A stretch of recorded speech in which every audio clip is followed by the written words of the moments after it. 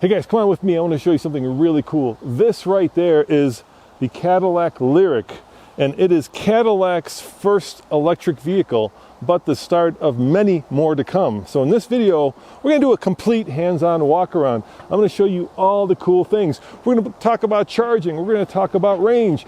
And then at the end of this video, I'm going to give you some bad news. But let's start where we always start, and that is under the hood. To open the Lyriq, you pull up here. No, of course you don't. This is an electric car, so Cadillac had to reinvent the door handle. And the way this one works is you push, and then it gently opens, allowing you to gently enter the cabin. But let's look under the hood and see what's under the hood. Because of course, electric cars, as you know, are partially defined by the frunk. So let's see how much of a frunk the Lyriq has. And the answer? None at all. At least let you open it. In the Mercedes-Benz EQS, you're not even allowed to do that. So you can open it and you can fill it with blinker fluid. Of course, it's not blinker fluid, windshield wiper fluid. I wonder what's under here. Ooh, a lot of scary orange cables, and I suspect that is the motor. All right, I shouldn't have done that, so just ignore this part of the video. Cadillac, it's a beautiful car. So you know, no damage done. And speaking of the motor, you can get the Lyriq in one of two flavors. Well, actually, you can't get it, at least not, well, we'll get to that at the end. You can get a rear-wheel drive one, and you can get an all-wheel drive one. And the rear-wheel drive one puts out 340 horsepower. So that's a lot of power. GM says it will do 0 to 60 in about 6 seconds. And speaking of range, well, we weren't, but we are now. Let me show you where the charging port is. It's right here, and it's kind of cool the way that it opens up. You just push on the Cadillac logo. There is your level 2, and there's your DC charger. And it gets up to, get this, 190 kilowatts of charging, the 102 kilowatt hour battery. And Cadillac says, in layman's term, what that means is in 10 minutes, you can get about 70 miles of range on a DC fast charger. And if you're wondering how you close this little guy, all you do is push right there. Voila. You and me right now, let's talk about style, because of course style is very subjective, but you will see Cadillac's new design language, which is, in one word, vertical. Cadillac is very proud of these vertical headlights. In fact, the only horizontal light are the turn signals, which are right there. The other interesting thing is this grille. Of course, electric cars don't need a traditional grille because they don't need as much air to cool the engine because they don't have one. Cadillac has designed this in such a way that it's backlit and that it can be changed. So when new variations of this vehicle come around, like say a V version, it can have a different grille to express its more powerful V nature. Available from Cadillac are both 20s and 22s. These are Michelin's, and they are 275/40 R22, so these are the low profile big tire option. For the first time in the history of Cadillac, not only did they design the wheel to be as aerodynamic as possible, but the tire. And that may sound easy, but keep in mind that there are brakes under there and they get hot. And what you don't want are aero wheels that don't allow any air to the brakes. So Cadillac has made both an aerodynamic wheel and one that keeps the brakes cool. At least that's what they say. Full disclosure, I'm here in beautiful Park City, Utah, where Cadillac flew me and my videographer out here so we could drive and review this car and put us up in a very nice hotel. So let's talk about the rear of the car, and it's actually my favorite part of it. I think it actually works really well. It's both bold and elegant, and that's a hard combination to put together. And one of the things that you immediately notice is that there are no tailpipes because, well, there's no emissions. The other thing you might notice is this light bar that comes across the back. Now, I do like these little rectangles. They get smaller as you get toward the center of the back of the vehicle. That's kind of cool. The other thing you'll notice immediately is that there is no windshield wiper. In fact, there is a spoiler.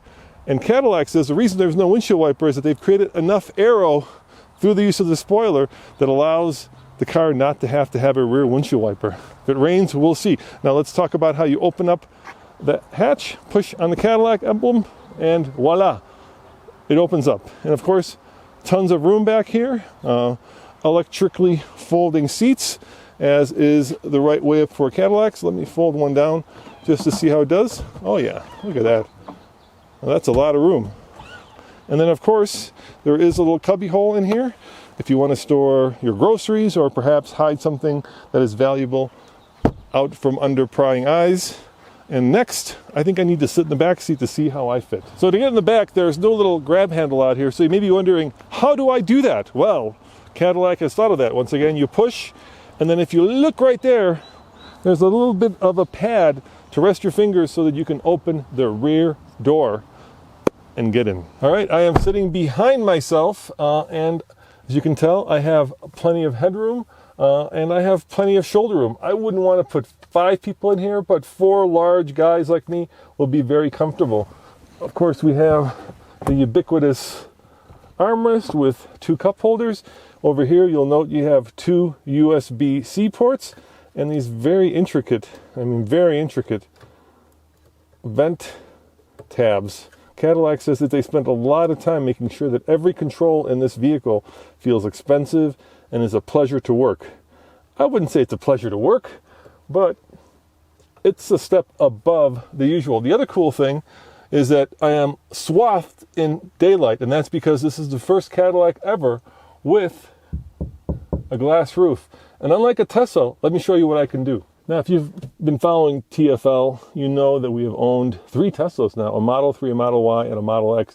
And the one thing that always bugged me about a Tesla was that there was no way to cover up the giant sunroof. And in places like Park City, Utah, where you're at, according to my watch, almost 7,000 feet above sea level, there's a lot of solar radiation. So I love the fact that Cadillac has incorporated, you got it, a big old screen to allow the sun to come in, but more importantly, to block it out when it gets a little too toasty for comfort.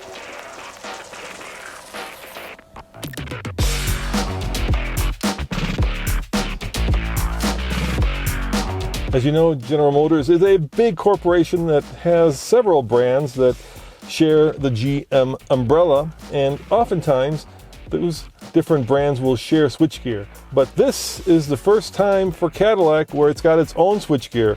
In fact, Cadillac is very proud of the fact that all the switchgear here, that includes the steering wheel, your drive controls, your turn signal control, has been specifically designed for the Cadillac. Now, they will be used in other Cadillacs, but right now, if you get yourself a Lyriq, you will be the only one that has the switchgear. And speaking of switchgear, check this out. It's very Mercedes-like, right? The seat controls, they're the shape of the seat. You also have heated and vented seats, and you may be wondering, what is this little round rotary thing? Well, that is your lumbar support.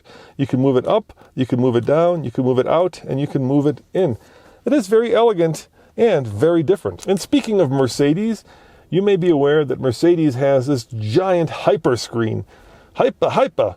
Anyway, in the Mercedes, the screen goes from the driver's side all the way across to over there on the passenger side. But there's a secret, and that secret is that the hyperscreen is actually made up of several different screens, whereas this Cadillac will tell you is the biggest single screen in the industry. So there are not multiple screens underneath there. There is just one screen. And if you've gotten into a new GM car, this operating system may look familiar. In fact, we have a very similar setup in our new Chevy ZR2 Silverado. So let's check out some of the hidden features. Audio, obviously, Sirius XM, easy peasy. Seems like it's pretty intuitive. And best of all, if you're a guy like me and you like regular audio controls, you do have a rotary knob that controls the volume. So you don't have to fuss with it if you want the volume to go up and down. I'm sure there's also a volume tab here. Of course there is, so you could do it on the steering wheel, but I like having big old knobs. That sounded dirty, but you know what I mean, to control the volume. All right, let's go home. And let's see what else we have. Maps. Yep, that's where we're at. Let's go back home. Phone, Google Assistant, climate. And the nice thing about the climate is that it's actually hard buttons. I've kind of gotten over having just 2 little buttons on the steering wheel, a la Tesla, that controls everything. So I like having especially climate control buttons that are real. And then let me show you something cool in here. And I'm, of course, referring to the fact that this is blue.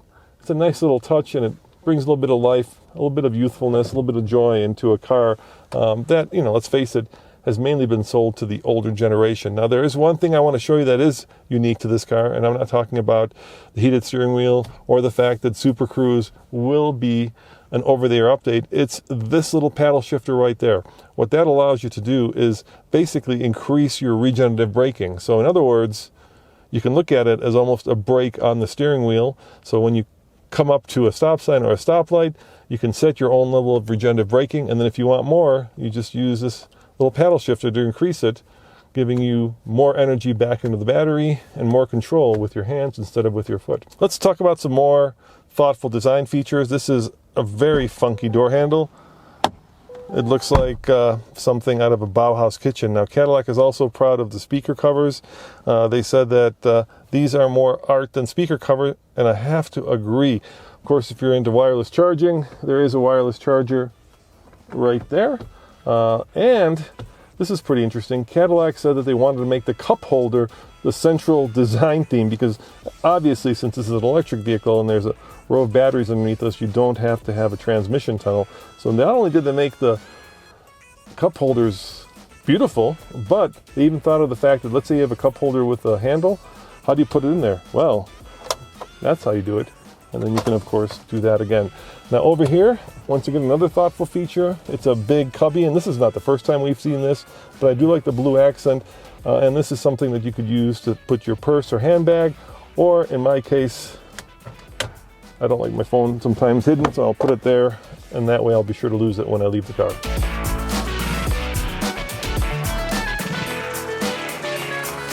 At the beginning of this video, I told you there was some bad news. Well, before we get to that, let's just recap the numbers because they are important.